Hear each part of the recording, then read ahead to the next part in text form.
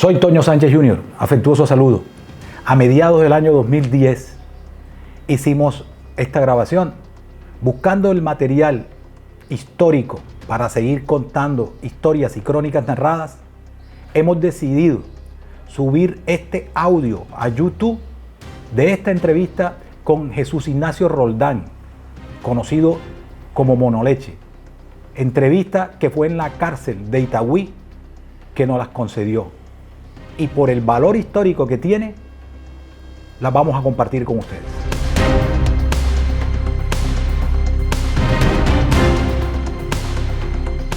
Mi nombre es Jesús Ignacio Roldán Pérez. Me encuentro detenido acá en la cárcel de Itagüí, La Paz.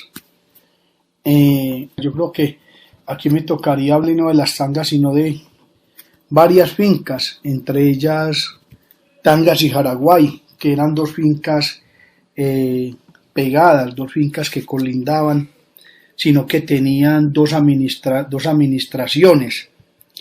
Esas dos fincas, entre las dos, eran más o menos una extensión de unas 5.500 hectáreas. De la finca Las Tangas, el conocimiento que tuve, porque yo ingresé allí a estas haciendas en el año 1988, en el segundo semestre. Contar un poquito la historia, cómo llegó Fidel Castaño allá al departamento de Córdoba. Fidel Castaño se traslada de la ciudad de Medellín al departamento de Córdoba para comprar unas grandes haciendas allí en ese departamento. Es uno de los departamentos de Colombia en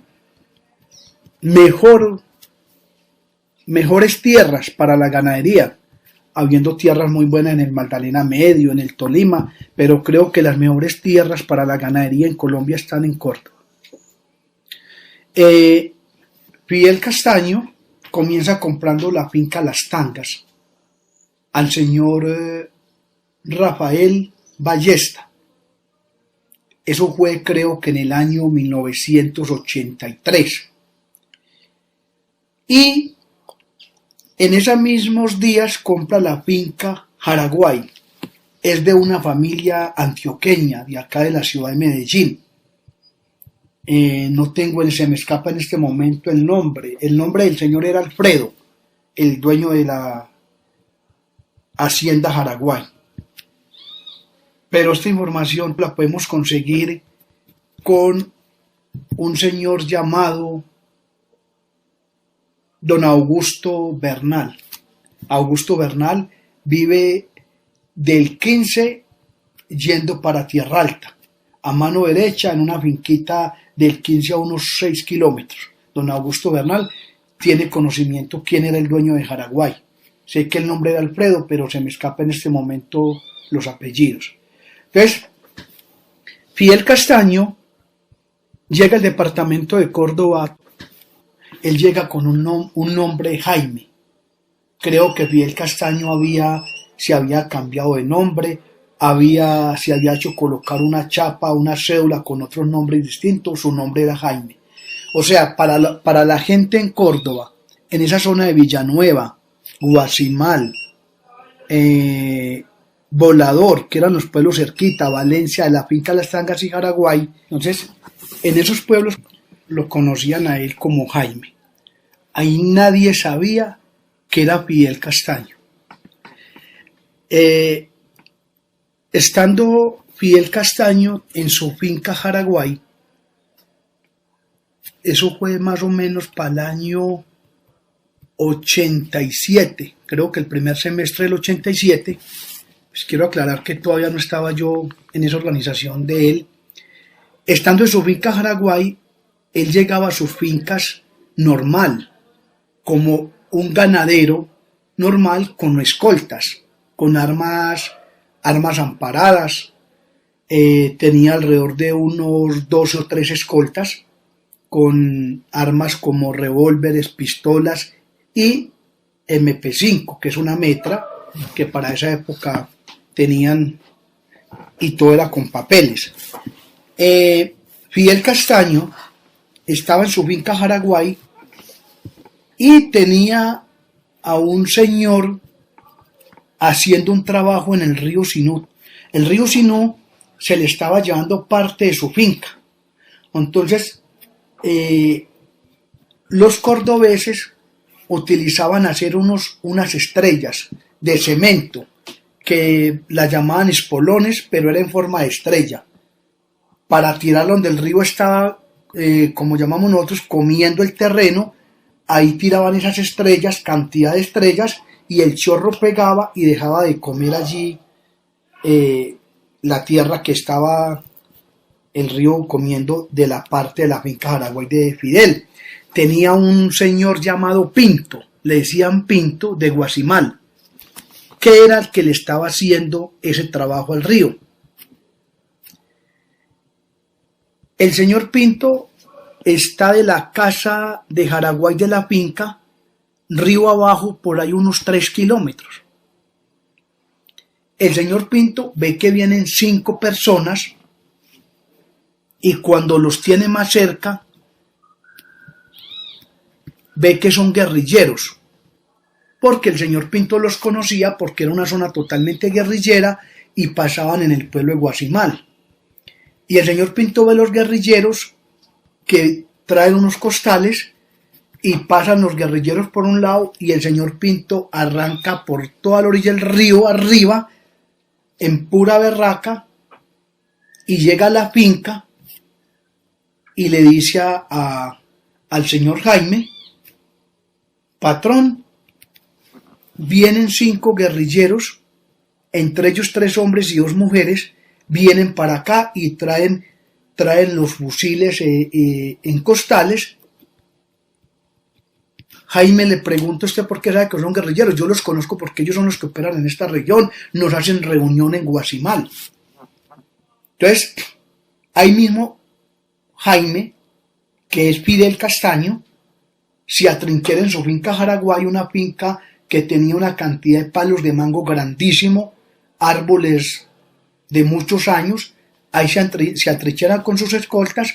Cuando los guerrilleros van llegando a unos 20 metros, ya Jaime con sus escoltas tiene los guerrilleros ya en la mira.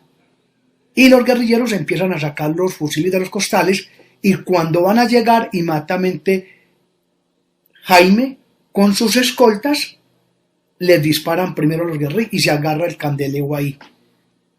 Los guerrilleros empiezan a pelear ahí y empieza Jaime con sus 12 o 13 escoltas, da de baja a uno de los guerrilleros y se comienza el candeleo. Los guerrilleros salen huyendo y eso fue tipo, creo que 9 de la mañana, y llegando de Jaraguay a Las Tangas son por ahí 14 kilómetros. Tipo 3:30, 4 de la tarde, llegando a Las Tangas, matan al último guerrillero con una guerrillera. O sea, ahí mueren los 5 guerrilleros que iban a secuestrar a Fidel Castaño. Pero la guerrilla no sabía que era Fidel, era un ganadero Jaime. Iban a secuestrar a este ganadero porque ya se escuchaba en la región que había entrado un ganadero antioqueño, había comprado la finca Jaraguay, la finca Las Tangas y que la había surtido de ganado. Entonces la guerrilla iba a secuestrar a este ganadero. Era la guerrilla La FARC. Estando en versiones en la Alpujarra, allí tienen a Karina y a Samir. Karina, la de la FARC, y a Samir, el de la FARC. Y pues ellos han venido mucho acá y hemos hecho una bonita amistad. Nos hemos contado lo que pasó en Urabá, cuando los candeleos con ellos, cuando los operativos que se hacían, todo eso. Y conversando llegamos a esta conversación, cuando la FARC mandó a secuestrar al ganadero Jaime. Y ahí es donde yo les digo que ese ganadero no era ningún Jaime, sino Fidel Castaño. Y ellos me confirman que iban 2 guerrilleras y 3 guerrilleros, y Karina y Samir estaban esperándolos en Valencia, en Batata. Y nunca les llegaron estos guerrilleros, y como a los 3 días se dieron de cuenta que en esa finca los habían asesinado. Entonces, cuando pasa esto, inmediatamente Fidel Castaño se va para Puerto Boyacá. En ese momento están los grupos armados en Puerto Boyacá de don César Pérez, Henry Pérez, César padre, Henry hijo, y tienen allí con Gonzalo Rodríguez Gacha unos grupos armados. Fidel Castaño, amigo de Rodrigo Gonzalo Gacha y amigo de Henry Pérez y César Pérez, se trasladan a Magdalena Medio, les cuenta que le iban a secuestrar, lo que les pasó, y que necesitaba urgente una gente ya entrenada y preparada para trasladarlos para su finca Jaraguay y Las Tangas, para que la guerrilla no las fuera a quemar. Eso lo hizo en esa misma semana, fue y le prestaron 20 hombres armados, de una vez entrenados con fusiles, y Fidel lo traslada desde el Magdalena hasta la finca Las Tangas y Jaraguay. Te estoy hablando del año 1987. Ahí es donde comienza Fidel Castaño con los grupos armados en el departamento de Córdoba. O sea, él no se trasladó a montar allí grupos armados, que esta historia la sabe muy poquita gente. Entonces, él iba a ir allí a comprar unas grandes haciendas para invertir ya sus capitales que él había hecho en el narcotráfico. Y quería de pronto ir a disfrutar sus ganaderías. Era un hombre campesino, un hombre que le gustaba el campo, le gustaban las fincas, le gustaba el ganado, pero debido a este secuestro que le iban a hacer, que esto no es mentiras, tú puedes ir a Guasimal y preguntar por el señor Pinto, que me imagino que debe estar todavía vivo, y si no, compañeros de él para la época que te cuentan esta historia, de lo que pasó ese día que iban a secuestrar al ganadero Jaime. Entonces, ahí donde Fidel Castaño entra con gente armada al departamento de Córdoba. ¿Exactamente dónde? A su finca Las Tangas, Jaraguay. Ya empieza a crecer el grupo. Y esos 20 hombres que llevó el Magdalena, ya él empezó a reclutar gente. En el año 1988 manda un escolta de él, a Manuel Salvador Ospina, alias Móvil 5, lo manda para Amalfi para que le reclute muchachos entre los 16, 17, 18, 20 años. Llegó este señor Manuel Salvador Ospina, alias Móvil 5, a Amalfi, y allí tomó contacto con un muchacho, Raúl García, y le dijo que él necesitaba alrededor de unos 30 o 40 muchachos para trabajar en fincas ganaderas en el departamento de Córdoba. En esa cochada llego yo. Tenía para la época 17 años. Ya iba a ajustar los 18 años. Nos llevan diciendo que íbamos a trabajar en las fincas ganaderas.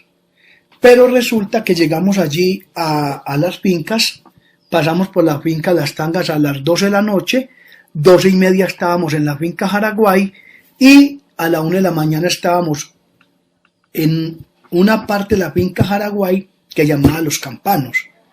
Allí ya tenía Fidel Castaño y Carlos Castaño una escuela de entrenamiento y tenía sus hombres armados. Ahí en ese campamento, y por la noche tipo 5 de la tarde, 6, se trasladaban a las fincas. Dentro de oscuro y claro llegaba la gente armada a la finca Jaraguay y Las Tangas, y a las 5 de la mañana se regresaban nuevamente al campamento, que eran Los Campanos. Allí llegamos, nos recibió un comandante apodado Aníbal, era un sargento retirado, nos habló y que íbamos a pertenecer a una organización armada de autodefensas de Fidel Castaño, y que la misión de ese grupo armado era acabar con el comunismo. Nos habló, nosotros no sabíamos qué era comunismo, no conocíamos grupos armados. A los 2 o 3 días llegó el mismo señor Móvil 5, como con unos 30 o 40 muchachos más ya de Puerto Boyacá, reclutados en el Magdalena Medio, en la zona de Ramón y Sasa. Llegaron como con 30, y ahí se comenzó el curso, y ahí se fue creciendo este grupo armado de Fidel Castaño, donde empezó ese grupo a operar en Valencia, Córdoba, todos los alrededores de las fincas de él, Villanueva, Guasimal, Las Palomas, El Cucharo, Las Cruces, el volcán de Valencia, donde más asesinatos se hacían para esa época del 88, 89, era en Valencia, Córdoba. Este señor, alias Móvil 5, llegó allí a recibir la comandancia en el año 89, a finales del 88. Y asumió el mando de todo el grupo que había allí de los tangueros. Y este señor Móvil 5 iba a Valencia 3-4 veces al día y en cada ida asesinaba a 2-3 personas.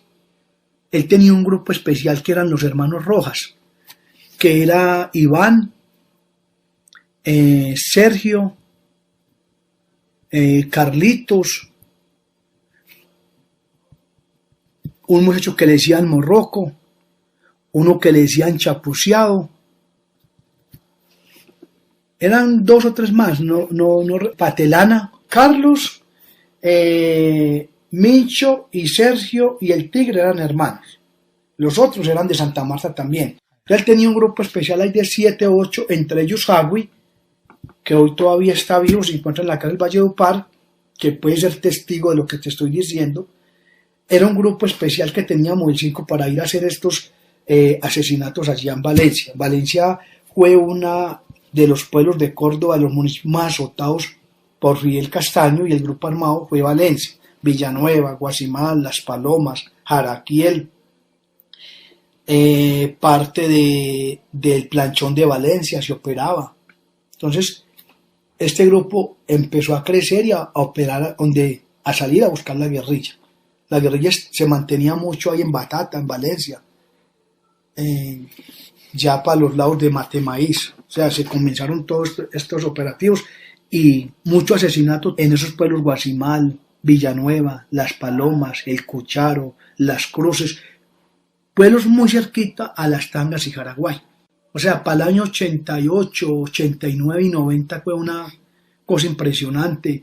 Yo recuerdo que había un periodista en Montería que decía la noticia, extra noticia avanzada de Córdoba. Se encontraron en el río Sinú 4 personas amarradas, manateadas por los mochacabezas de Fidel Castaño, los tangueros. Este periodista decía la noticia cachupelao, mencionando los mochacabezas, los tangueros, y tengo entendido que este periodista fue asesinado por Fidel Castaño también para esa época. Entonces, estando allí en la finca Las Tangas, mucha gente se dio cuenta que ya no era Jaime, sino Fidel Castaño.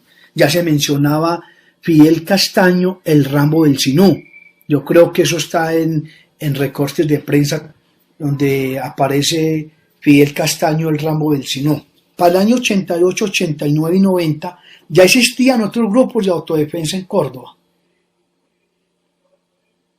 que se armaron para defenderse de la guerrilla, el EPL y la FARC. Les quemaban la finca, les volaban los corrales, encerraban los ganados en los corrales y enseguida los volaban, matando todos los ganados, matando los administradores. Entonces allí había un grupo del Mono López, que fue gobernador de Córdoba. Entonces la llegada de Fidel Castaño y crecer estos grupos para estas personas fue una ayuda grandísima, porque ya Fidel empezó a atacar y en varias ocasiones estos grupos del Mono López le prestaban también gente a Fidel para salir a hacer operativos. La finca Las Tangas la compra Fidel Castaño al señor Rafael Ballesta.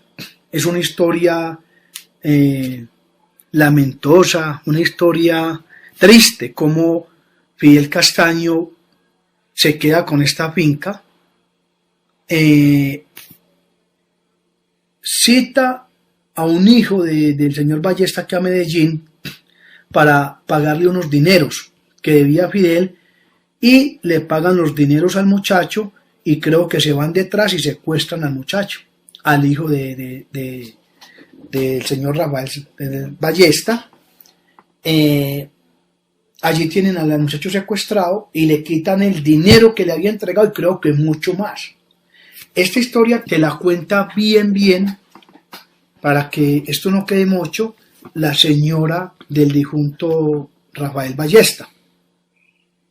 Ella te cuenta la historia porque creo que inclusive para el rescate del hijo, la señora habló con César Cure, creo que era un narcotraficante que tenía hacienda en Montelíbano, para que César Cure, que era amigo de Fidel Castaño, interviniera para que no fuera a matar el hijo del señor Rafael. Entonces, esta historia yo la supe contada por el propio muchacho que fue secuestrado, que él, estando yo en Montería,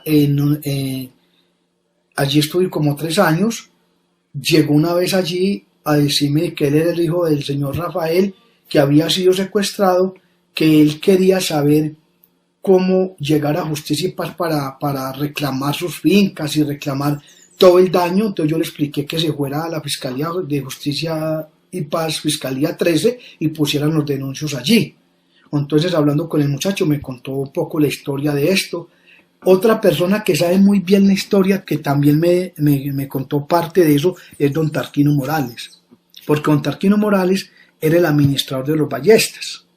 Cuando Fidel compra, le dice al señor Ballesta que le dice a don Tarquino, y don Tarquino se queda trabajando con Fidel Castaño. O sea, don Tarquino se queda desde el año 83 trabajando con Fidel Castaño, hasta el 94 que murió Fidel Castaño, estaba don Tarquino administrándole las tangas. Muere Fidel Castaño en el año 94 y sigue don Tarquino trabajando con Vicente y Carlos Castaño. Don Tarquino continuó como hasta el 94, como hasta el 98 o 2000. Se quedó don Tarquino, o sea que un hombre que conoce muy bien la historia de esto. Estas fincas ya tiene Fidel Castaño, la finca Las Tangas, la finca Jaraguay. Compra cerca a Montería una finca llamada Misiguay, a unos 13 o 14 kilómetros ahí cerquita a Montería. Compra una finca también ahí mismo pegada llamada Doble Cero. Y compra otra finca llamada Cedro Cocido. O sea, compra 3 fincas. Eran alrededor de 1.500, 2.000, unas 2.500 hectáreas pegadas allí a Montería, ahí cerquitica. Mejor dicho, hoy en día ya la pavimentada está de Montería vía Las Palomas, pasa por Misiguay, las mejores tierras de Córdoba. Fidel Castaño hace una masacre en Pueblo Bello. No recuerdo bien si fue en el año... Eso fue en el año 89. Primero fue la masacre El Rincón de las Viejas, donde yo participé, que salimos desde Las Tangas. Allí yo recibo 2 impactos de bala, donde me parten en la pierna izquierda, tibia y peroné.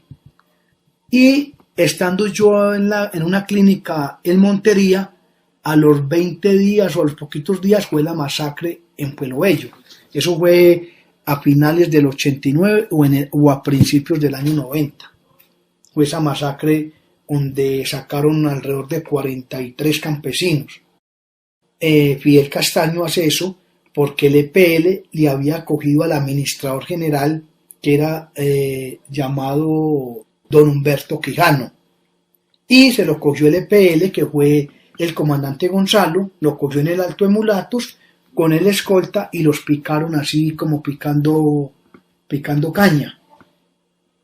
Entonces Fidel Castaño quería mucho a ese administrador, y en esos mismos días la guerrilla le bajó como 8 o 10 camionados de ganado que traía Fidel del Chocó, de su finca del Chocó. Los traían en un remolcador hasta Turbo. En Turbo lo embarcaban en camiones y llegaban a Las Tangas estos ganados.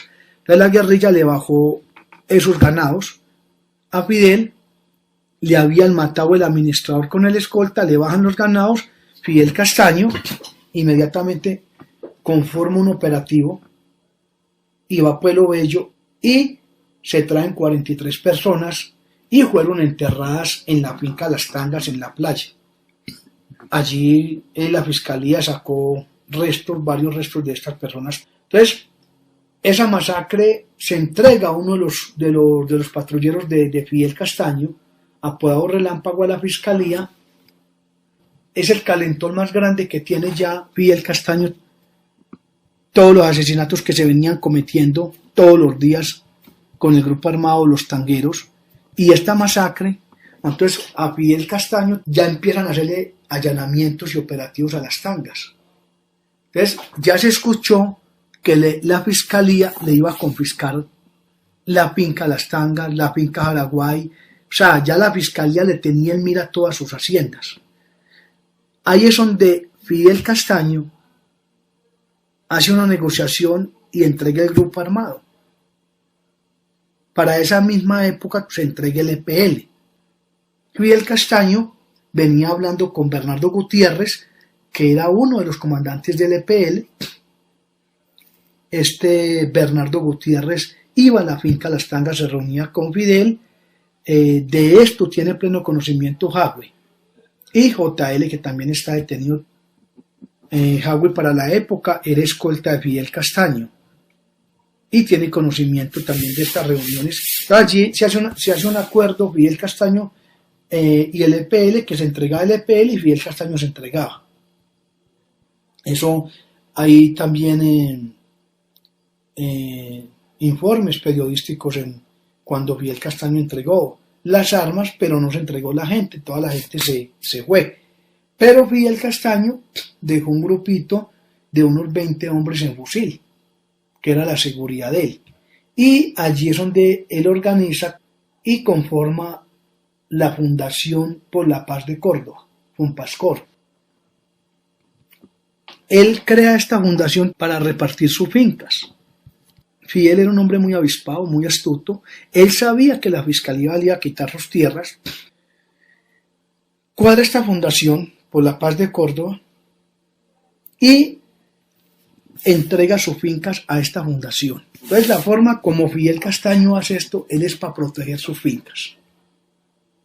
La finca Jaraguay, la finca Las Tangas y la finca Cedro Cocido se la reparte a trabajadores que llevaban con Fidel trabajando 10, 15. Desde el año 83 que él compró, trabajadores que se quedaron con él en la finca Las Tangas, Jaraguay.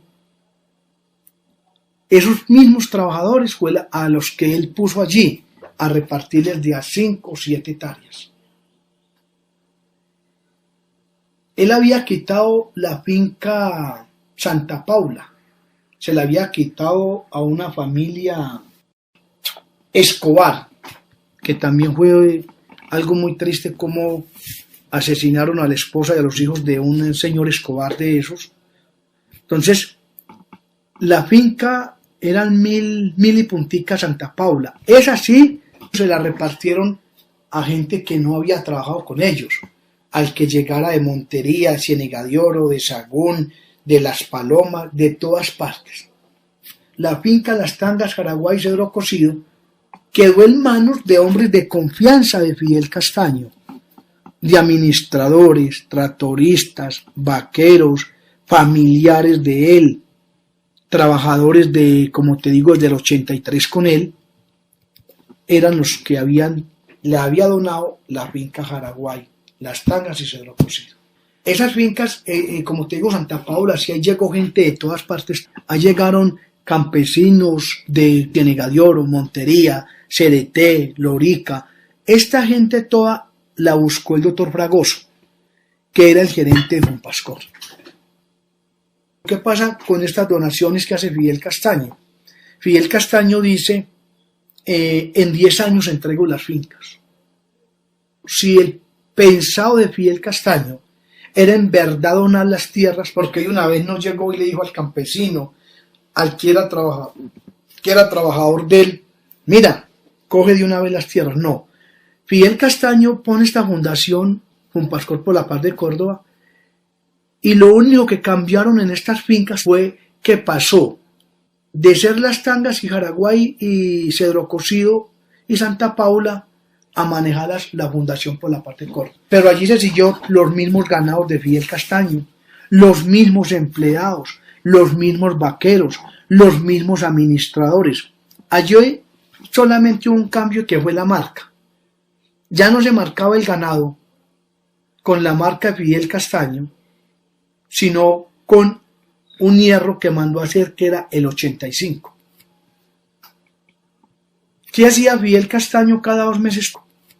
Nos daba un cheque, porque yo también recibí parte, yo recibí 25 hectáreas que me donó a mí, éramos hermanos, en ese momento estaba Manuel Antonio, Jesús Aníbal, Humberto, y éramos 4 personas, y le había regalado una parte al padrastro mío. Entonces, nosotros, entre los 4 hermanos y mi padrastro, creo que eran 90 hectáreas. Entonces, él tampoco nos las entregó. ¿Qué hizo él? Cada 2 meses daba un cheque, que era pagándonos supuestamente un arriendo por las tierras. Pero era un cheque que, para lo que producían esas tierras, era una miseria. O sea, el pensado de Fidel, por eso dijo, en 10 años entrego las tierras. No, el pensado de él no era entregar las tierras. El pensado era que en 10 años podían pasar muchas cosas y Fidel Castaño donó sus tierras. Él no entregó estas tierras. Él siguió con el manejo de las fincas. Sus mismos administradores, como te dije ahora, sus mismos vaqueros. Esto lo hizo con el fin de él parar que el gobierno no le quitara sus tierras. El hierro de él era la CF. En el año 94, que muere Fidel Castaño, llega su hermano Vicente. Entonces su hermano Vicente ya llegó con otra visión muy distinta a la que tenía su hermano Fidel de proteger sus tierras. Vicente dijo, si él las regaló, llamó a Sor Teresa, que era la administradora general, y llamó y le dijo, si mi hermano entregó estas tierras y las regaló, yo las voy a entregar. Comencemos entregando a Santa Paula y a Cedro Cocido. Las primeras tierras que se comenzaron a entregar, las escrituras creo que ya estaban hechas, porque era una de las cosas que Fidel tenía que hacer las escrituras para que llegara a la fiscalía y mirara que ya no era de Fidel ni de testaferro, sino que era de un campesino por una donación, por una fundación. Ahí frenaban la fiscalía. Entonces, Vicente Castaño sí ordena la entrega física del terreno. Primero entregaron a Santa Paula y a Cedro Cocido. Y las últimas de entregar fue Jaraguá y Las Tangas, que también las entregó. Vicente Castaño nos entrega también a nosotros. O sea, a nosotros nos entregaron las tierras. Por ejemplo, la tierra que era de nosotros se la vendimos al señor Adolfo Paz. Esa tierra la vendimos nosotros a 3 millones de pesos. Eso fue un regalo. Pero el viejo no, que pagaba eso. Pero para nosotros era mucha plata. 90 hectáreas a 3 millones era una cantidad de plata. Éramos 4 hermanos. El padrastro, entonces nosotros le vendimos al señor Adolfo Paz. Se comenzó y se entregó las tierras. Muchos parceleros empezaron a arrendar las tierras, como en el caso de Santa Paula. Santa Paula arrendó Diego Sierra y Teresita. Arrendaron casi toda esa tierra. Le pagaban al parcelero, le pagaban creo que a 15,000 pesos por cabeza, por ternero mensual. Teresita hizo unos proyectos allí en Santa Paula con varios campesinos. Hizo unos proyectos de papaya, hizo unos proyectos de yuca. Bueno, se hicieron varios proyectos en Santa Paula. Y a lo último comenzaron a vender, estos parceleros comenzaron a vender a 3, 4, 5 millones. Inmediatamente Vicente se da cuenta que están vendiendo y me manda a mí a decirle a los que estaban comprando, que era Nicolás Bergonzoli, unos ganaderos de Montería. Señor Gerardo Escobar estaba comprando tierras allí porque vio la oportunidad pues de unas tierras tan buenas y comprarlas a 2, 3, 4 millones, 5, eran muy baratas. Entonces Vicente Castaño me manda y dígale a esos señores que si siguen comprando la tierra a esos precios, dígales que lo más que pueden pagar es a 1.000.000 de pesos. Y si pagan a más de 1.000.000 yo se las quito. ¿Con qué propósito Vicente dio esta orden? Para que esas personas no vendieran las tierras. Me mandó a mí a hablar con varias personas en Villanueva. que no vendieran las tierras, que esas 7 hectáreas les daba a ellos para comer, vivir con sus familias. O sea, Vicente Castaño no la puso que pagaran a 1.000.000 para... No, él pensó que un campesino de esos no era capaz de vender una calidad de tierras a 1.000.000 de pesos. Y más sin embargo, vendieron a 1.000.000 de pesos. Cuando ya Vicente se da cuenta que estas personas venden las tierras, me ordena a mí a comprar 400 hectáreas en Las Tangas para el programa que tenía él, que se llamaba Colombia sin hambre. Un programa muy bonito con campesinos donde él les estaba dando tierras y no entregándolas como las entregó su hermano Fidel, no. Vicente estaba entregando tierra a los campesinos, pero se las entregaba ya listas para sembrar, aradas, les entregaba la semilla de yuca, plátano, caña, arroz, de todo, y les hacía la casita. Ese programa llamaba Colombia sin hambre. Entonces Vicente me dice a mí, Leche, cómprame 400 hectáreas, a 1.000.000 de pesos, 400 millones. En esos días don Adolfo me dice a mí, 18, dígale a Vicente que si yo puedo comprar parte de Las Tangas. Yo le digo, Vicente, don Adolfo le manda a decir que si puede comprar. Al principio dijo que no, pero después me dijo, sí, dígale que compre. La de comprar cualquier que compre y que dé trabajo, dé empleo y haga proyectos bonitos ahí en esas tierras. Ahí es donde don Adolfo comienza a comprar parte de Las Tangas y yo le ayudo a comprar parte, se las ayudo a comprar a 1.000.000 de pesos. Compra don Adolfo alrededor de unas 700, 800 hectáreas ahí en Las Tangas. No es como dicen los campesinos, no, yo los llamo trabajadores de Fidel Castaño, trabajadores, porque eran trabajadores de Fidel Castaño, que quiero aclarar, no hacían parte del grupo armado, eran trabajadores fumigadores, macheteros, alambreros, vaqueros, que hoy salen a decir que Monoleche los amenazó, les puso una pistola para que les vendieran.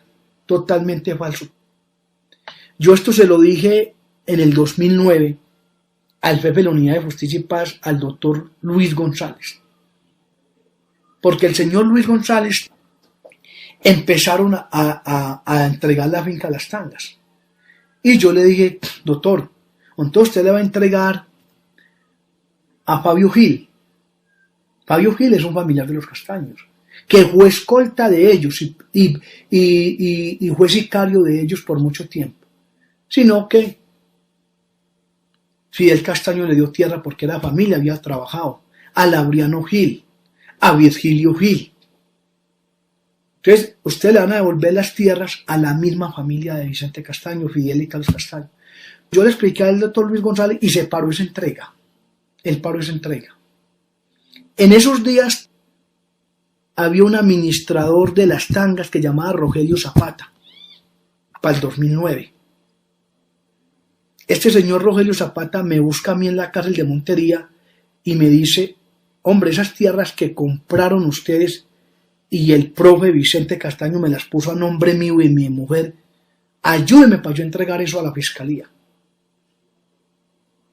Este señor Rogelio se hubiera podido robar eso, hubiera podido decir que eso era de él, pero mire, un señor honesto me buscó, yo le dije, sí, Rogelio, yo hablo con el jefe de la Unidad de Justicia y Paz, con el doctor Luis González, que tú estás interesado en entregar estas tierras.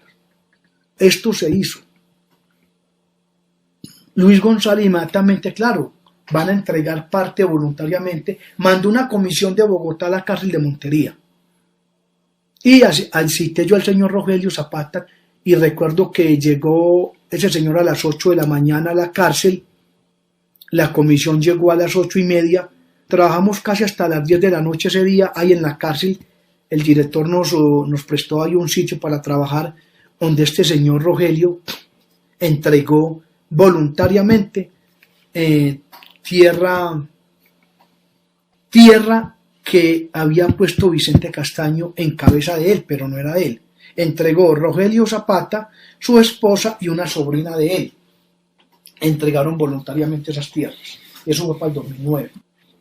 Allí es donde se frenan esas entregas, y hasta hace poquito, en el 2013, 2014, yo veo por televisión una cantidad de buses que lleva restitución de tierra para entregar nuevamente la finca Las Tangas y Jaraguay. Yo creo, y el conocimiento que yo tengo, la finca Las Tangas y Jaraguay era para que el gobierno, cabeza del presidente Santo, el ministro de Agricultura, hubieran hecho allí, en esa finca Jaraguay, que es la mejor tierra que tiene el departamento de Córdoba, hubieran hecho una reforma agraria con estos campesinos. Pero haber hecho una investigación seria y haberle dado esa tierra a las personas que en verdad se merecían esa tierra. Las víctimas de Fidel Castaño, las víctimas de Valencia, Villanueva, Guasimal, Las Palomas, Volador, Tierra Alta, Jaraquiel, El Cucharo, Las Cruces, Las Nubes, Matemaíz, Batata cerca de Valencia.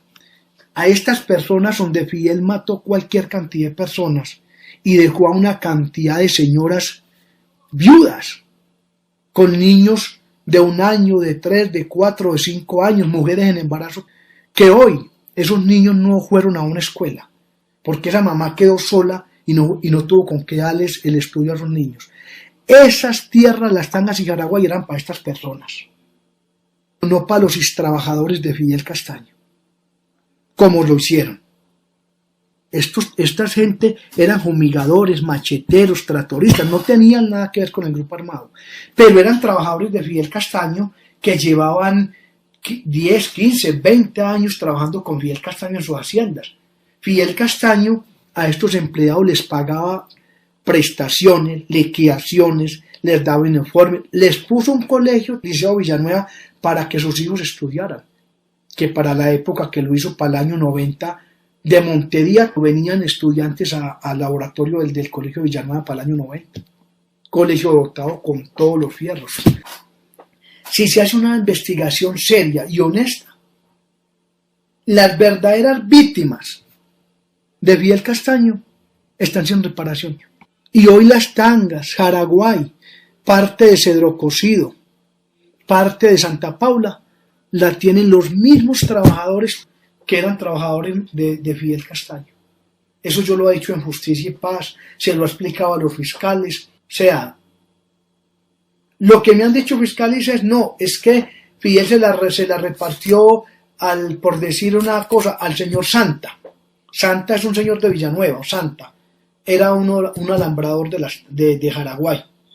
A ese señor Santa le devolvieron la tierra. Otro trabajador llamado El Poche, era tractorista más de 20 años de Las Tangas. Vendió, le devolvieron la tierra. Muchas personas así vendieron, y ahora con esta oportunidad de restitución de tierra metieron a reclamar, y por justicia y paz se las devolvieron. ¿Dónde quedaron las verdaderas víctimas? Esas señoras viudas con 6, con 7, 8 hijos, ¿dónde están?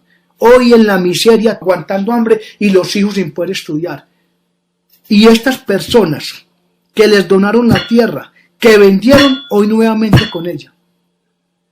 Es como el caso de Costa de Oro.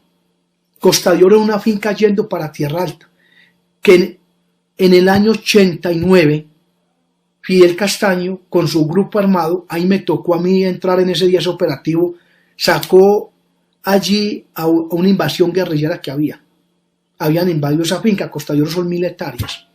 Fidel Castaño sacó esta invasión guerrillera y se apoderó de esa finca. Yo fui administrador de esa finca, yo la administré. Ahí, esa finca eran 1000 hectáreas, ahí cargaba 2500 terneros, tenía Fidel Castaño. Cuando la entregó lo mismo que entregó Las Tangas y Jaraguay. Esa finca se le entregó a parceleros. La vendieron a Salvatore Mancuso, se la vendieron a 8 o 10 millones. hectárea. Ahora con esa vaina de justicia y paz y restitución, la reclamaron gente que había vendido a 10, 12 millones de pesos a Mancuso. Volvieron y se le entregaron la finca Costa de Oro. Hoy en día, esa finca, ya esta gente que se la volvieron y la vendieron. Hay una señora apellido Arrieta, Ledis Arrieta, en Costa de Oro. Se llama Ledis Arrieta. Es la única persona que no ha vendido. Es más, ella creo que compró 4 o 5 parcelas más, porque esto es una mula para trabajar. Esto es una vieja que se levanta desde las 6 de la mañana con un canasto sembrando maíz, con una rula boleando machete. Yo para mí esto lo llamaría una mala investigación del gobierno, mala investigación de los investigadores de las fiscalías, que no han hecho un trabajo serio para ir y decirle al señor presidente Santos, esto está pasando con las tierras que se están devolviendo. Hoy en día, que yo creo que ya ha sido claro con las tierras de Fidel Castaño, hoy en día para mí restitución de tierra es el mejor negocio que puede existir en Colombia. Hay un debate grandísimo. Esta semana el Procurador General de la Nación con el presidente, este señor se me escapa el nombre, el presidente de Ganaderos, Laforí, está pasando algo aquí en Colombia en este momento gravísimo, que hay desplazados, que los paramilitares quitaron tierra, quitaron fincas, cualquier cantidad. Pero es que aquí se está haciendo una cosa, restitución de tierra. Allá llega cualquier persona a decir, le vendí la casa a Julano de tal en el año 91, 92, porque me dio miedo los paramilitares y me fui. Restitución va y le quita la casa a esa señora o a ese señor, que jamás tuvieron que ver con grupos armados, se la quitan por las malas y se la entregan al bandido que la vendió, que nunca fue amenazado, que nunca fue desplazado, y se la quitan. Eso es lo que está pasando. Yo le doy toda la razón al procurador. Hombre, que hay una restitución de tierra, sí que la haya, pero una cosa con seriedad. Un narcotraficante.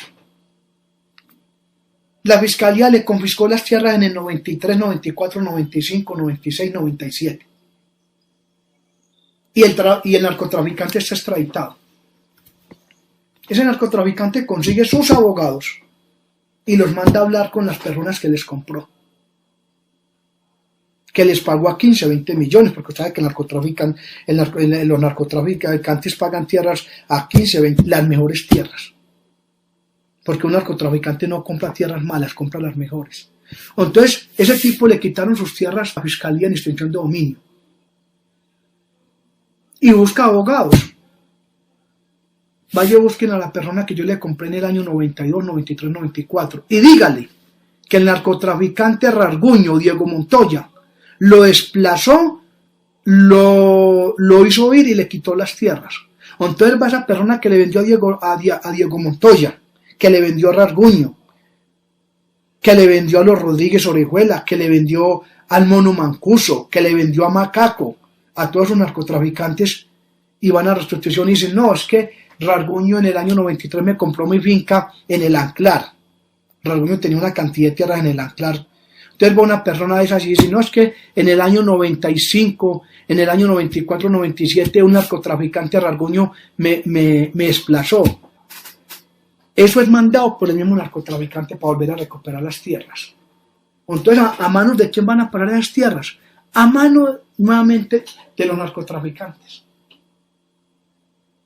Porque ¿quién le va a decir a ese campesino que le vendió 500, 600, 1000 o le vendió 200 o 300 hectáreas a Rasguño en el Anclar que no es desplazado? Ahí no me la van a entregar. Entonces esa persona reclama, la tiene 2 años y a los 2 años se le entrega nuevamente al narcotraficante. Y ese narcotraficante le da un 20%, un 30% de la tierra en plata o en tierra. Y las verdaderas víctimas siguen sufriendo y sin tierra. Ahí está la historia de la tierra de los castaños, en manos de quién están hoy.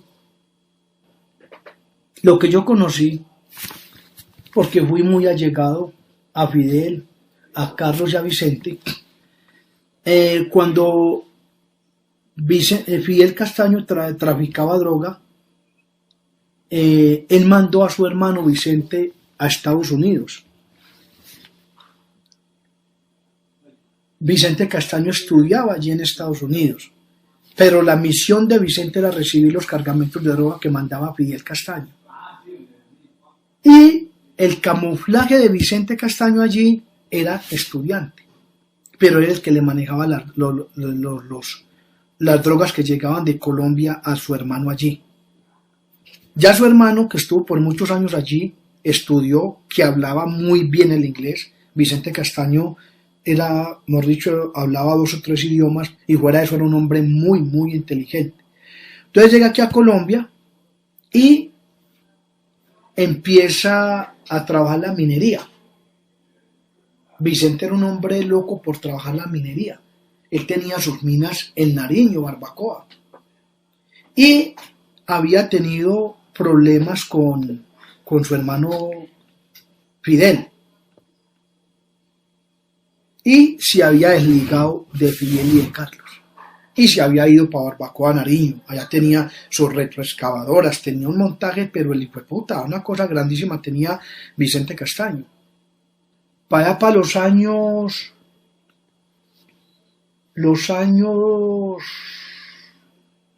Estaba yo recién llegado del accidente, como en el 93. Yo ya estaba nuevamente en la finca Las Tangas. Estaba recuperándome del accidente. Para un diciembre estaba Fidel Castaño. Siempre Fidel para los diciembre lo visitaba su madre, sus hermanas, su familia. Llegó Vicente Castaño. Se había quebrado. Le había ido mal, se había quebrado. Entonces llegó con doña Marina Ruiz, con Sebastián Castaño, el hijo, en bracitos, era un niño de 6-7 meses. Llegó y le pidió una cita a su hermano, se la dio y dijo, hombre, yo me quebré, vengo a que me preste una plata. Eso fue en el kiosco Las Tangas y él le pegó una vaciada, no servía sino para cambiarle el pañal a esos culicagaos, tan, puto. Lo puteó. Y después de que lo puteó, estaba el negro Héctor Castaño, el hermano, que para esa época manejaba la oficina aquí en Medellín, él el que hacía los pagos. Y le dijo, negro, venga. Llegó, entró. Me le entrega 500 millones a su hermano. Y es la última vez que te colaboro. Conmigo no contés para más nada. Pero 500 millones para el año 93 era mucha plata. Se fue Vicente con doña Marina y su hijito. Nuevamente seguro a seguir en sus minas. ¿Cómo llega Vicente Castaño a la autodefensa? Cuando muere Fidel Castaño en el año 94, Carlos Castaño nos reúne a Doble Cero, que era el comandante militar de ellos, a Móvil 5, el hombre de confianza, el comandante del grupo armado en Las Tangas, a 04 y a mi persona, que en el momento soy administrador de la finca de San Pedro Urabá. Y nos dice, yo me voy a ir a buscar a mi hermano Vicente. Yo solo no soy capaz de continuar con esto. Yo me voy a ir a buscar a mi hermano Vicente. Fue y lo buscó y como a los 15 apareció Vicente a San Pedro Urabá, llegó con su esposa Marina, con su hijo, a la finca La 15, estuvimos en la finca La 35, la finca La 20, la finca La 40, la 10. Carlos le mostró todas las fincas que tenía su hermano en su momento. Y le dijo, hermano, yo vengo para que usted me acompañe. Vicente le dijo, cuente conmigo. Y ahí es donde ingresa Vicente Castaño en el año 94 a reemplazar a Fidel Castaño. Y es donde Vicente Castaño, ya cuando vuelve, ya va y deja a su esposa en Medellín y regresa nuevamente con Carlos. Fidel Castaño había hecho una negociación con la FARC para Fidel hacer parte de la FARC. Cuando Fidel muere en el año 94, ya Fidel hacía parte de las guerrillas de la FARC. Entonces, Carlos le dice a Vicente, Mi hermano había hecho una negociación con la FARC. Vamos a continuar al lado de la FARC. Y le dice Vicente, no señor. Si usted me trajo a mí para eso, me le voy. Usted me trajo a mí para continuar pelear contra la guerrilla de la FARC. La misión mía es acabar la FARC.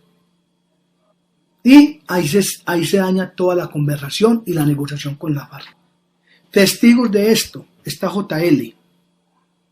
JL fue el radiooperador, radios HF de la FARC con Fidel Castaño en las tangas. Quien tiene conocimientos, pues Teresita, detenida en el Buen Pastor, Móvil 5, detenido en La Picota, y el negro Héctor, su hermano. La negociación que hizo Fidel con la FARC. O sea, cuando Fidel muere, hacía parte de la FARC. Él iba a montar sus campamentos en las cabeceras del Manso. Ahí iba a montar Fidel los campamentos de él en las cabeceras del río Manso, que eso en todo el nudo del Paramillo, como la mitad del río del nudo del Paramillo. Ahí es donde llega Vicente Castaño y entra a casar a Fidel, pero a pelear contra las guerrillas. Esa es más o menos la ingresada. Para mí ha sido muy difícil. Yo en una versión con los magistrados, yo me salí de Justicia y Paz. Yo cuando estaba con la fiscalía, yo tenía dos caminos: renunciar a Justicia y Paz, continuar en Justicia y Paz, pero sabía que me iba a tocar muy duro. Yo como que me lo imaginaba el camino que me iba a tocar si yo continuaba en Justicia y Paz.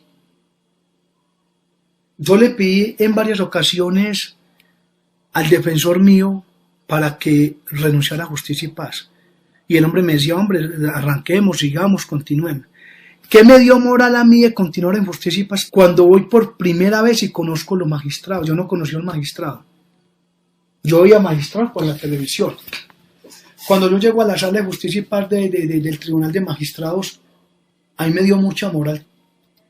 Vi a dos magistrados y a una magistrada y los vi con muchas ganas de conocerse la verdad. Vi en esas tres personas mucha honestidad. Lo que no había visto en la fiscalía. En la fiscalía como en cabeza del doctor Carlos Sánchez Peinado,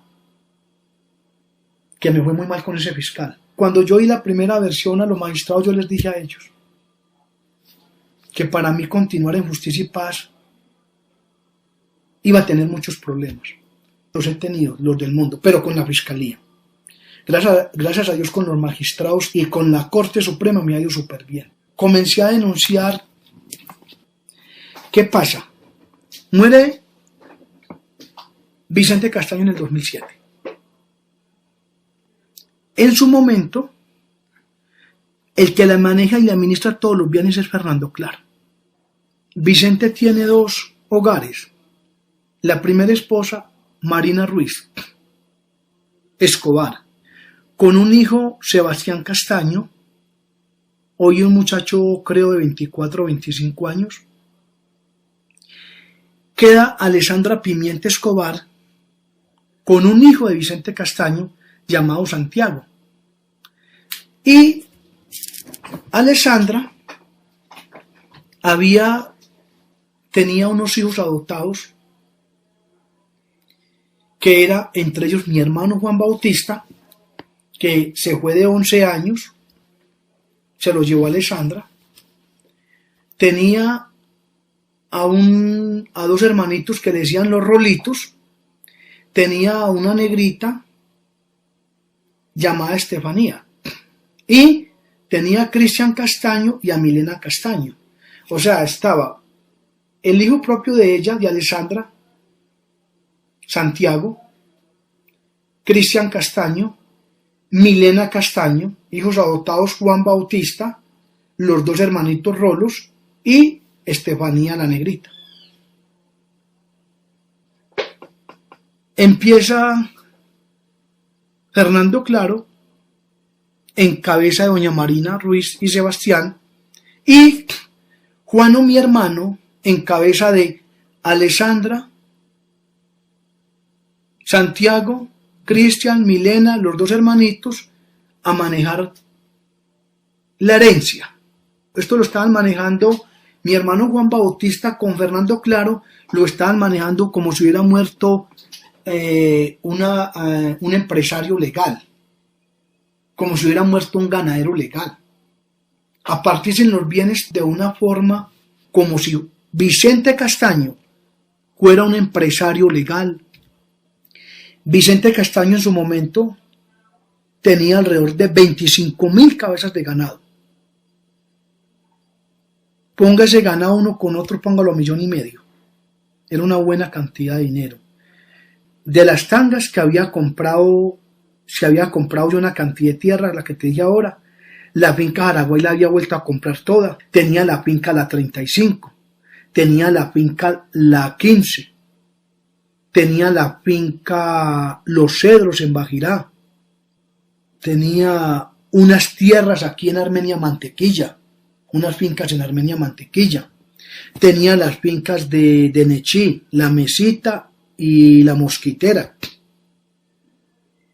Tenía las obras de arte, que el valor no es ni la finca ni el ganado, son las obras de arte que tenía en ese momento Vicente Castaño. Entonces, entra mi hermano Juano y Fernando a manejar la parte de Doña Marina y Sebastián, y Juano a manejar la parte, las fincas de Girardota. Vicente tenía aquí 700 cuadras en Girardota. Son tierras de 40 millones de pesos cuadra. Tenía la finca La Garrapata, que estaba a nombre de Alessandra. Después Alessandra se la puso a nombre de mi hermano Juan Bautista. O sea, había mucho dinero, muchas propiedades. Entonces allí comenzaron a partir ellos la herencia. Entonces, para Sebastián y Doña Marina quedaba la finca Las Tangas, la finca Jaraguay, la finca La 35, quedaba la finca Los Cedros en Bajirá, la finca El 10 en Río Sucio, quedaban la finca de aquí 500, eran 1.000 cuadras, 500 cuadras de aquí de Armenia Mantequilla para Sebastián y 500 para Juano y su combo. Entonces, en cabeza de Alessandra Pimienta y sus hijos adoptivos quedaba la finca La 15, quedaba lo de Girardota, la finca La Garrapata, una casa finca en Copacabana, quedaba la tierra La Mesita, La Mosquitera, 500 cuadras aquí en Armenia Mantequilla, la finca en Amalfi donde ellos nacieron, que son alrededor de 500 cuadras, el anime y no recuerdo en este momento el nombre de la otra, se partieron. Esa partición la hicieron en la construcción, allá en la mansión de Vicente Castaño y Pedro Urabá.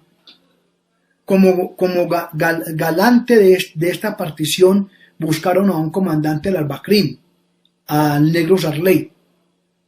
O sea, para que ni Sebastián le robara a Juano, ni Juano le robara a Sebastián, para que fuera una partición. Es una cosa increíble, con vino, torta. Eso creo que fue el día de la partición, creo que fue una rumba con orquestas y todo allá en la construcción, cuando estaban partiendo los bienes. Cuando yo me doy de cuenta de todo esto, le mando a decir a mi hermano que si él no se daba cuenta el error que estaba cometiendo, que era que Vicente Castaño no era un hombre, un empresario legal, que esos bienes que ellos iban a partir eran bienes que le pertenecían solamente a las víctimas. Lo primero me mandó a amenazar con Carlos Mario Misangri, que hoy está detenido en Argentina. Montecasino quedaba de Sebastián, Doña Marina y de Alessandra y su combo Juano. Y le daban una parte a Margarita Mesa. O sea, Montecasino, que es algo que se me estaba escapando, es una propiedad hoy en día, Montecasino hoy en día. Si el gobierno saca Montecasino a una subasta, estoy seguro que se va a vender alrededor de 200.000 millones de pesos. Y no se vende esa propiedad de Montecasino. Mi hermano lo que hizo fue mandarme a amenazar que si yo hablaba de una sola propiedad me mataban y que él tenía todo el poder con los urabeños.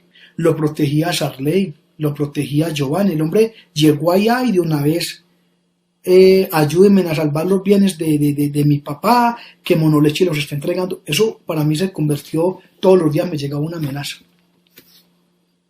Me mandaron a un abogado, se llama León España, es un abogado de Montería. Llegó a la picota ese abogado. Ese día que llegó estaba mi defensor, el doctor Navarrete, con el Argemiro, un suplente del doctor, y llegó ese día el doctor León, tipo 3 de la tarde a la picota, eso fue para el 2009, y preguntó por mí, yo no lo conocía, y me dijo, yo le traigo un mensaje de la familia Castaño. Y después, que la familia Castaño, ¿quién? De Fidel, de Carlos, no, de la familia Vicente. Pero ¿quiénes? No me quiso dar el nombre. Ellos le mandan a ofrecer a usted 10.000 millones de pesos para que usted no hable de ningún bien de los Castaños. A mí me dio una rabia que me puse rojo de la rabia que me dio con la propuesta de este abogado. Entonces yo le dije, doctor, muy bien vestido el abogado, yo le digo, doctor, yo veo en usted una persona muy preparada, un hombre muy inteligente. Yo le voy a hacer una pregunta a usted. Yo soy Ignacio Roldán alias Monoleche, que estoy desde el año 88 con los Castaños. Les compré fincas, les administré fincas, hombre de confianza en los Castaños. Usted póngase que usted sea un fiscal o un magistrado. Y usted como fiscal o magistrado me pregunta a mí, que soy el postulado que estoy en Justicia y Paz, si yo le conozco bienes a los Castaños, y yo le diga que no, como usted me está diciendo que yo diga eso, ¿usted me va a creer, señor abogado? ¿Usted me va a creer que yo, que compré, administré fincas, diga que no le conozco bienes? Se me quedó callado.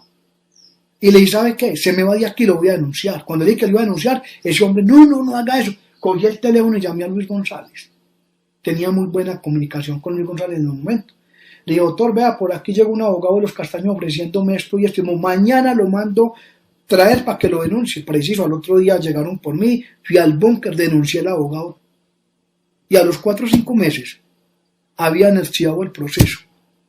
Una fiscal salió diciendo que un desmovilizado de la guerrilla alias Monoleche había denunciado al honorable abogado de calumnias que no existían.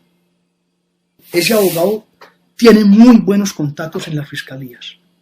Es el abogado que buscó Juano para defender las propiedades que yo había denunciado, como Montecasino. Ese abogado arrancó cobrándoles 1.000 millones de pesos para hacer la defensa, para defender a Montecasino. Le dieron 500 millones de entrando y 500 cuando terminara. Esto me di cuenta por uno de los testaferros de Montecasino, que me contó esa historia. Porque yo me encontré con los testaferros después en una audiencia aquí. Este muchacho, mi hermano, que hoy me da vergüenza decir que es hermano mío, ha querido defender estos bienes de los Castaños a como le dé lugar. Entró Fernando Claro y mi hermano Juan Bautista. Parecían un par de palomitas cogidos de pipí, de la mano para arriba y para abajo, vendiendo ganados, vendiendo obras de arte. Fernando había escondido alrededor de 4.000 millones en ganados. Cuando Juan, mi hermano, se da cuenta de eso, hace amarrar a Fernando en San Pedro de Urabá de mi sangre, de alias Carlos Mario. Ahí amarran a Fernando Claro. Juano le hace pagar esa plata a Fernando. Fernando les dice a ellos, yo tengo 2.000 millones aquí en San Pedro, se los entrego. Le dice a mi sangre, a Carlos Mario, que lo conocía y se mantenían tomando whisky, todo ahí, Juano, Carlos Mario, Sarley, Giovanni, se mantenían en esa zona. Fernando les dice, hombre, yo tengo que ir a Medellín por unas platas que me deben y que tengo allá. Entonces, mi sangre lo deja venir a Medellín y Fernando se les esconde aquí. 2, 3, 4, 5, 6 meses. No sé qué tiempo duró escondido y no le salía ni a Juano ni a mi sangre, a nadie le salía. Pero Fernando tenía muy buena amistad con un hijo de Vicente Castaño, que llama Cristian Castaño. Juano, mi hermano, le dice a Cristian: no le he podido pagar las platas que les debo de la herencia porque Fernando se las robó. Entonces Cristian le dice al muchacho, a Juano: no, es que Fernando, yo hablo con Fernando y él me salía a mí. Ahí es donde mi hermano Juano cuadra con mi sangre, sacan por medio de Cristian, ponen a Cristian a que saque a Fernando, que le ponga una cita. Pero este muchacho Cristian, que a Cristian lo utilizaron a Juano, mi hermano utilizó a Cristian Castaño para que le citara a Fernando. Y en esa cita mataron a Fernando. Yo me doy de cuenta por esto. Esto me lo cuenta Rodrigo Zapata a mí, porque Rodrigo Zapata hablaba casi todos los días con Fernando Claro. Es más, Rodrigo Zapata le dijo a Fernando que no le saliera a Cristian. Y Fernando le dijo: yo confío en Cristian. Pero que en realidad quien cuadra la muerte de Fernando Claro es mi hermano Juan Bautista. Cuando este muchacho Juan Bautista se da cuenta que yo sé todo, y él viene aquí, donde un hermano mío, yo le digo: ¿fuiste capaz de matar a Fernando Claro por robarte parte de lo que no te pertenece? Eres la porquería más, mejor dicho, eres una rata de alcantarilla. ¿En qué momento te convertiste así? Donde te tuvo Vicente Castaño estudiando en Europa. A ti era uno que te diera un juez estudio. ¿Cuántas veces te he dicho yo que lo que estás haciendo es mal hecho? Cuando el hombre se da cuenta que yo sé todo lo de Fernando, por medio del abogado de él, abogados que tiene con muy buena conexión en Bogotá, empiezan a hablar con una fiscalía 30 antibacrí y con un investigador AME de Montería, para hacerle creer a esa fiscalía que el asesino de Fernando Claro soy yo. Es un descaro y un atrevimiento lo que esa fiscalía 30 hizo, reuniéndose con mi hermano para hacer creer que el asesino de Fernando Claro soy yo. Pero gracias a Dios, en la etapa que estamos, en la etapa de juicio, cuando estaban mostrando las pruebas, presentaron 6-7 testigos y como 8 de la fiscalía. Ya habían presentado todas las pruebas, apareció la señora fiscal pidiéndole a la juez que tenía 2 pruebas sobrevivientes, lo último para demostrar que yo era el asesino de Fernando Claro.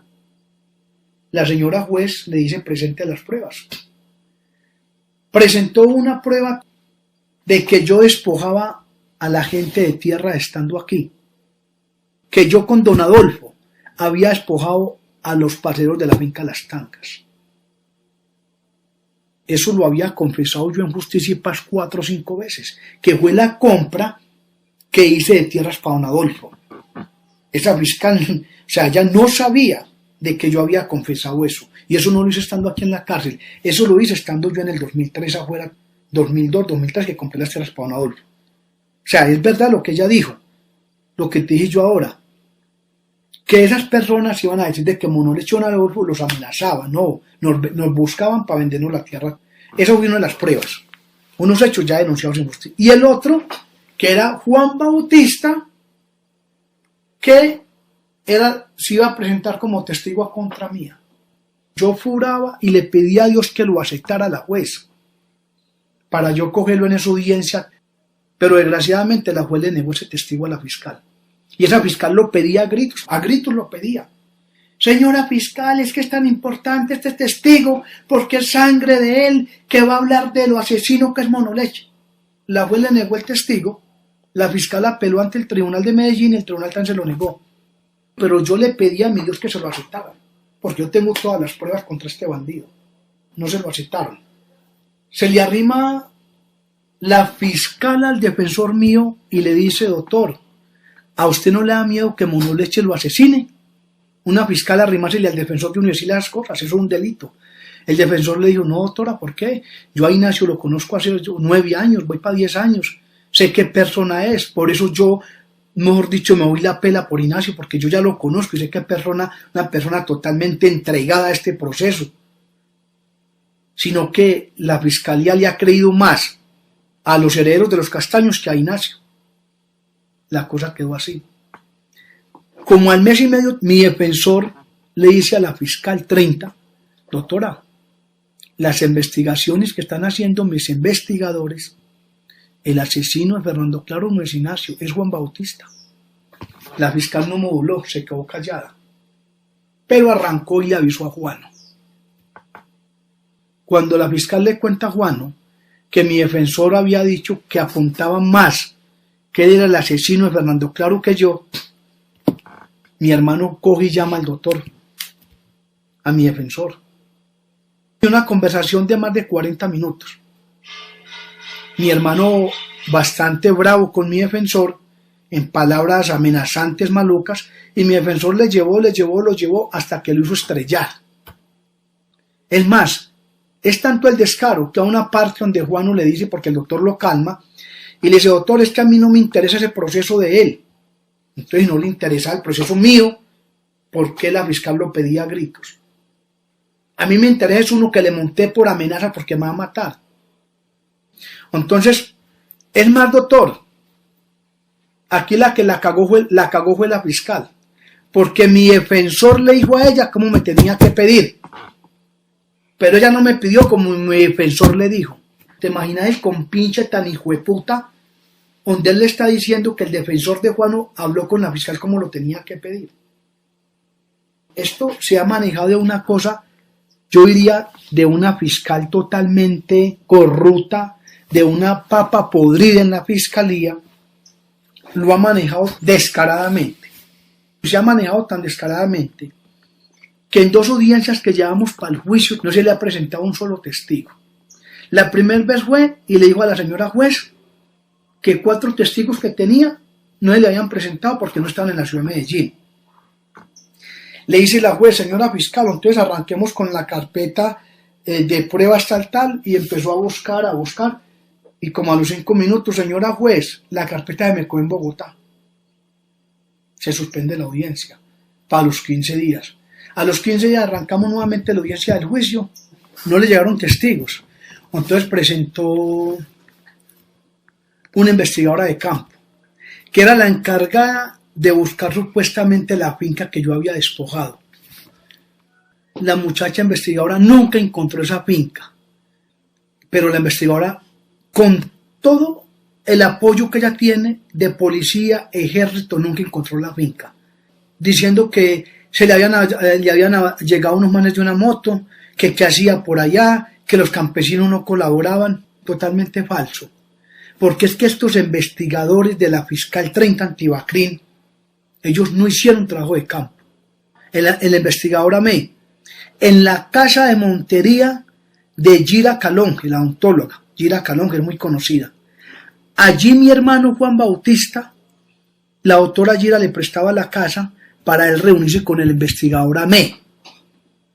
Para Juan, mi hermano, decirle a este investigador, vea, esto, diga que esto fue así, que el mono le eche esto, que el mono le eche esto, que el mono le eche esto. O sea, aquí no hubo un trabajo de campo. Aquí el trabajo de campo se lo entregó mi hermano Juan Bautista, el asesino de Fernando Claro. Les entregó un trabajo a punta de mentiras para hacer creer a la justicia y a los jueces y a los magistrados y a la corte que yo soy el asesino de Fernando Claro. Yo estoy dispuesto a hacerme colocar el detector de mentiras en este país, en Estados Unidos. Yo acabo de ver hace 20 días, en Israel, acaban de sacar un aparato detector de mentiras, lo último en Guaracha. Ese programa duró casi 2 horas mostrándose un 100%, aseguran a ese detector de mentiras se acaba de sacar Israel.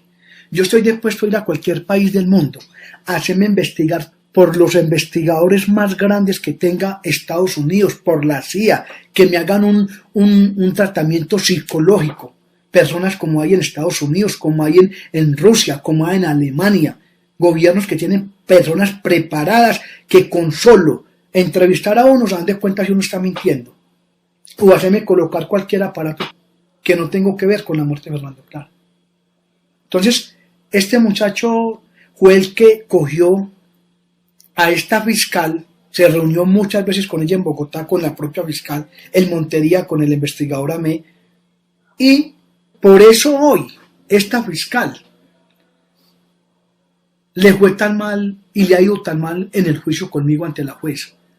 Porque esta fiscal pensó que me iba a imputar cargos que me emitió medio aseguramiento, va a ser 2 años, con mentiras. Yo no sé si ese juez que me imputó los cargos también lo compraron. Claro que la forma de la fiscal decir que yo era un asesino desde la cárcel, la hoja de vida mía de 20 y puntos años en la autodefensa, es muy creíble para una fiscal llegar a decir que yo desde la cárcel mato, que yo despojé, que quité fincas. Es más, le dijo al juez que la finca estaba en manos de testaferros míos. Y sabes, cuando ya empezaron a que la fiscalía tenía que mostrar las pruebas de ella, mi defensor y mi defensor, las que tenía la fiscalía, resulta que la finca está a nombre de un familiar de Fernando Claro. O sea, esta señora me hizo meter mi aseguramiento con puras mentiras, acusándome a Andrés Felipe, al hijo mío que vos lo conoces en Montería, un estudiante que está estudiando Derecho, a la mamá de ese muchacho, a la señora Amparo Pereira, que fue esposa mía, a un sobrino mío que me ayudó a buscar las fosas, a Luis Alfonso Baenas, y a otros señores más, esta señora fiscal diciendo que era la banda criminal que yo tenía, que esas personas eran los comandantes y los que asesinaban gente afuera. Claro, el juez, que dijo, no, ese Monolechi tiene un combo de hijueputas de la cárcel, me mete mi aseguramiento. Pero hoy en día, es más, la última audiencia, en la mañana presentó esa investigadora, que quedó como, hablando vulgarmente con el perdón, como un culo. Es más, la juez no le aceptó las pruebas a esa investigadora. Presentan uno que fue el que manejó las escrituras, encargado de revisar las escrituras de las escrituras falsas que yo hice, y dice que dejó la mitad de las escrituras en una notaría porque no se leían. Eso fue en la mañana. Y en las horas de la tarde llega la fiscal diciéndole a la juez, señora juez, pido que se suspenda la audiencia, porque los 2 investigadores que yo iba a presentar no llegaron, desconozco por qué no se presentaron. Entonces yo, viendo que habían estado, que era el investigador Amé, inclusive me saludó de mano a mí ahí. Entonces yo vi que la fiscal quería delatar nuevamente esta mierda, el proceso, diciéndole a la juez que no, ya habían estado. Entonces yo le dije, señora juez, perdón, es totalmente falso lo que la señora fiscal dice. Los investigadores que ella dice que no se presentaron estuvieron toda la mañana aquí en el edificio. La juez le dijo, ¿es verdad, señora? Ah, sí, señora juez. Entonces llámelos. No, es que salieron a almorzar y no me contestan. Primero le había dicho a la juez que no habían estado y no sabía por qué no habían llegado. Y cuando yo las apeo que es mentiras, ahí se acepta que sí estuvieron porque estaban almorzando y no le contestaban. Entonces yo ahí aprovecho y le digo, muy respetuosamente le pido a la señora juez que me deje hacerle una petición a la fiscal, porque mi hermano Juano me había colocado una denuncia que yo lo iba a matar. Uno de los Calonges, que es testaferro de Juano, Fernando Calonge, que es testaferro de Juan Bautista, me puso una denuncia por despojo, que no existen. Entonces la fiscal dijo que me iba a llevar a imputaciones para imputarme los 2 nuevos hechos. Entonces yo le dije, señora fiscal, yo le pido encarecidamente, usted me metió 3 falsos positivos de 3 homicidios por videoconferencia.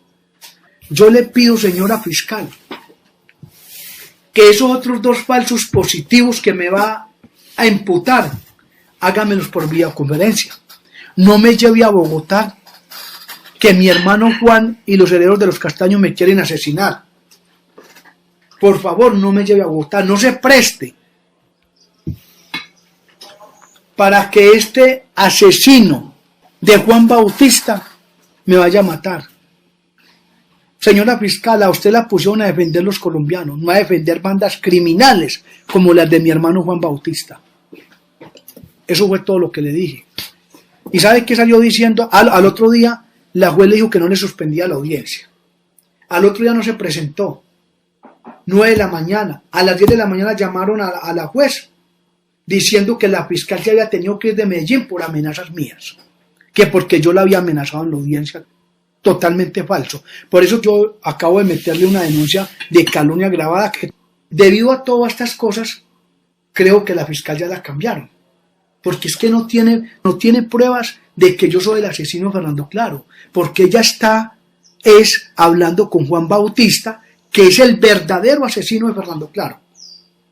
Este montaje a mi hermano se le va a caer. Y yo creo que debe ir tanto en Canahuel por muchos años como esa señora fiscal. Porque están las pruebas del compinche de esa fiscal con mi hermano Juan y el investigador Amé. Entonces, ese es más o menos lo que pasó con Fernando Claro. Por pelear una herencia que solamente le pertenecía a las víctimas. ¿A dónde está la plata de 45.000 cabezas de ganado? ¿A dónde está la plata de las obras de arte? Parte de estos dineros se los ha gastado mi hermano Juan, pagando abogados para hacerle creer a la fiscalía que yo soy el asesino de Fernando Claro. Y pagando, lógicamente, yo no creo que un investigador o una fiscal se le vaya a prestar a mi hermano para hacerle todo esto de gratis. Yo no creo eso. Aquí tiene que haber una corrupción muy grande. Para esta fiscal hacer lo que está haciendo y el compinche con mi hermano Juano, tiene Juano que haberle dado mucho dinero a esta fiscal. Una fiscal no hace eso de gratis. La forma como lo pedía de testigo contra mí. Entonces, todo esto en este juicio, yo creo que van a dar pruebas suficientes para que la justicia se dé cuenta quién es el asesino de Fernando Claro. Entonces, yo tengo una copia de una amenaza. Una amenaza no, tengo una copia de un señor de Montería. Hace 3 meses el señor denunció a Juan Bautista, que le vende una finca a un ingeniero de Montería, una de las fincas de Fidel Castaño, de las que administraba Fernando Claro. Esa finca se llama Fronteras. Esa finca queda linda con la construcción, la mansión de Vicente Castaño. Esa finca era de Juan, del exgobernador de Córdoba, de Ángel Villadiego. Esa finca la compré yo mismo a don Ángel Villadiego para Fidel Castaño. A 500.000 por le pagué la hectárea yo a don Ángel Villadiego. Entonces Juano en las peleas con Fernando le quitó esas fincas a Fernando y se las vendió a este señor. Al año a ese la vendió, mandó Juano a su administrador Jaime Restrepo con 2 urabeños armados a quitarle nuevamente la finca al señor. El señor le alcanzó a entregar 750 millones. 750 millones, la mitad en 2 propiedades y la mitad en efectivo. Hay cheques consignados a la mujer de él, a un apellido Cardona, Caterine Cardona. Ahí están los cheques consignados a la mujer de él. Y fue con gente armada y le quitó nuevamente la finca a este señor. El señor de mío se fue para Estados Unidos un tiempo, porque resulta que un trabajador de Juano de Montería, que ahí está el nombre en esa denuncia, el señor también lo denuncia a él, se le arrima al señor y le dice, después de que Juano le mandó quitar la finca con la gente armada, y le dice que no vaya a denunciar que Juano es hermano mío. O sea, eso lo hicieron para amenazar al señor a nombre mío. Yo no puedo permitir eso, pero quiero darte a conocer. Esa denuncia que el señor, gracias a Dios, el señor sacó fuerza y valentía y denunció a este bandido. Hace 3 meses lo denunció. Parte de todos estos dineros de las obras de arte, de los ganados, de fincas que ha vendido, de muchas cosas que ha vendido, estos dineros se los ha gastado en abogados con el suegro en Estados Unidos. Dineros que solamente le pertenecen a las víctimas. Pero hay sectores de la fiscalía ayudándolo, como en el caso de la fiscal de Bienes de Justicia y Paz, la doctora Elsa Moyano. Es un descaro que esta fiscal ha hecho por salvar los bienes a los castaños, yo dándome la pela denunciándolos con un compañero que tengo aquí, con Ricardo. y hemos denunciado todos estos bienes a esa fiscal. No hizo nada, porque tengo entendido que ya la sacaron de ahí. No hizo nada para que estos bienes, parte de estos bienes ya estuvieran en un fondo de reparación. Yo en una versión que me citó la señora fiscal de bienes hace unos 8 meses, no le quise versionar. Y no le versiono por esto y esto y esto y esto. Porque mi mismo hermano Juan Bautista fui a la cárcel a hablar con mi hermano Mauricio. Y ya se encontró conmigo y me lo dijo en mi propia cara. Mientras que la doctora Elsa Moyano esté en bienes de Casa Castaño, el único perdedor aquí va a ser usted. Así me lo dijo. Yo llamé a esta señora fiscal. Estaban sacando toda la madera de la finca La 35. Roble y cedro. Habían por ahí 15 o 20 muladas, tratomulas cortadas. Y la llamé, señora fiscal, no deje que se roben esa madera. Señor Ignacio, muchas gracias. No hizo nada, se dejó robar la madera. Finca La Pintada, 400 cuadras. Esta señora fiscal quedó de sacarnos para ir a mostrarla. Hace año y medio no nos sacó. Llegó mostrando a Montecassino. Son 31.000 metros cuadrados. Y habló de creo que de 27.000 metros. ¿A dónde están los otros 4.000? Y dijo que Montecassino era una propiedad que valía 50.000 millones. Si el gobierno saca Montecassino a una subasta, a un remate hoy, es un bien que se vende en 200.000 millones de pesos. La Fiscalía de Bienes en cabeza de la doctora Elsa Moyano no hizo nada. No hizo nada. Hicieron mucho. Ella, la doctora Liliana Calle, que me versionó, y la fiscal 30 en compinchar para Camino de Justicia y Paz. Porque mi hermano Juan Bautista dice que si me sacan de Justicia y Paz, él recupera Montecassino, recupera las propiedades que yo he denunciado, porque voy a quedar como un asesino y como un mentiroso. Entonces que él pone a sus abogados a demostrarle al gobierno que yo estaba mintiendo y metiendo mentiras. Entonces, que es una forma para él recuperar todos los bienes que yo he denunciado. Es haciéndome sacar de Justicia y Paz. Si analizamos, cuando la doctora Liliana Calle, fiscal octava, me pidió la exclusión de Justicia y Paz, el descaro con que esta papa podría me pide la exclusión. Me pide la exclusión por un bien que yo había denunciado ya. Y lo había denunciado ante los magistrados. Es más, yo había estado con los magistrados, la víctima, la señora que se hacía pasar por víctima de la finca La Holanda, estuvimos juntos ahí entre los magistrados hablando de ese bien. Para llegar esta señora, yo a esa fiscal así la llamo papa podrida, porque así la llama Cicifredo López, las papas podridas de la fiscalía. Yo llevo 10 años detenido. Se ven unos casos en las fiscalías que queda uno asombrado. Si uno fuera condenado por los fiscales, no hubieran jueces, un 90% de los colombianos estarían todos encanados. Qué corrupción tan grande en esas fiscalías, por Dios santísimo. Y lo voy a demostrar, no con palabras, con hecho. La corrupción que se ha manejado en Justicia y Paz con la fiscal de bienes, con la fiscal Liliana Calle, que vamos a entablar una denuncia por medio de mi defensor y la organización del doctor Cicifredo, Fundación de Inocentes. Estamos haciendo un trabajo grande sobre eso, la forma como estas fiscales se han encompinchado para sacarme de Justicia y Paz. Pero gracias a Dios no han podido engañar a los jueces, no han podido engañar a los magistrados ni a las altas cortes. Porque 2 intentos me han metido grandísimos y la corte 2 veces, 3 veces ha fallado a favor mío. Y espero en este proceso que llevo, la audiencia es lunes, martes y miércoles de la otra semana, el fiscal que coja este caso, el fiscal que coja el caso nuevo, no creo que no tenga cómo continuar estas audiencias. No tienen una sola prueba de que yo soy el asesino de Fernando Claro. Ellos pensaron de que a mí me iba a dar miedo hablar y que me iba a meter el rabo entre la cola y me iba a ir a sentencia anticipada por algo que yo no cometí. Me iba a meter 2 imputaciones, por amenaza a Juan Bautista y por el despojo a Fernando Calón.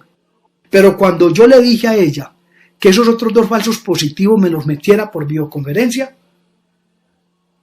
ella sabe que no tiene una prueba, porque no la hay. Yo a mi hermano Juan Bautista jamás lo he amenazado. Yo lo único que yo le pido a mi Dios, que lleve a este muchacho a una prisión para que pague todo el daño que ha hecho.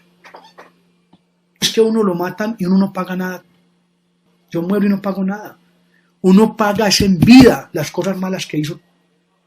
Y yo quiero que ese muchacho pague todo el daño que ha hecho. Porque ha hecho mucho daño. Hay otros asesinatos por ahí de personas vinculadas en la sociedad raicero del San Juan.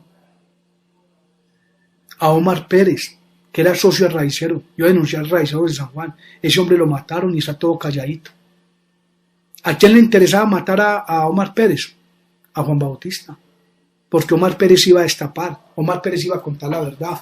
Omar Pérez ya había sido entrevistado por Justicia y Paz, por la investigadora Liliana Polo, Negrete.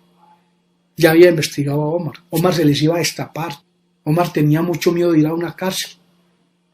Habían 3 fosas ahí pegadas a la casa, 3 fosas. Una de Joselito Plaza y 2 personas más. Me las mandó votar con el administrador del Jaime Restrepo. Me mandó votar esas 3 fosas de ahí, porque él sabía que yo ya las iba a sacar y que si yo sacaba esas fosas de ahí, él iba a perder la finca. Mire cómo habla, me iba a hacer perder mi finca. Se está robando esa finca, eso no es de él, eso le pertenece a las víctimas. Y yo no he denunciado esto porque yo no he podido llegar todavía a magistrados. Y yo ante la fiscalía no hago esto. Porque yo denunciarlo ante la fiscalía es como ir a contarle a Juan. El hombre tiene unos buenos abogados que saben manejarle los fiscales. Entonces yo denunciar esto ante un fiscal en este momento es no denunciar nada.